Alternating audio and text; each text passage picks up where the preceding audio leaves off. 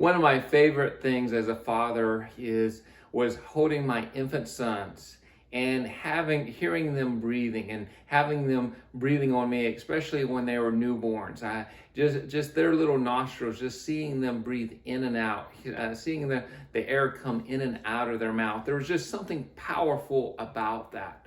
Well, yesterday we reflected on John chapter 20, 19 to 23, and I want to continue to reflect on those verses. Starting at verse 21, it says, again, he said, peace be with you. And yesterday we talked about, do we have peace? That peace that Jesus gives us, that peace that is a fruit of the Holy Spirit. As the Father has sent me, so I am sending you. Then he breathed on them and said, receive the Holy Spirit. If you forgive anyone's sin, they are forgiven. And if you do not forgive them, they are not forgiven.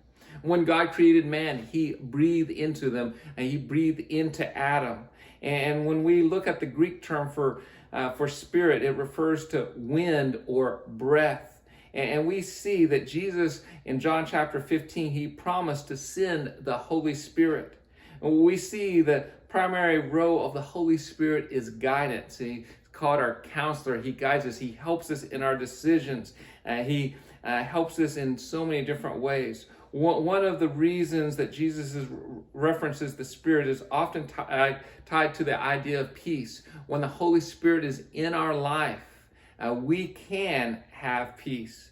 If you fast forward to Acts chapter 2, we see the Holy Spirit coming to the early church, and we see amazing things happen. I would encourage you to read Acts chapter 2 this week.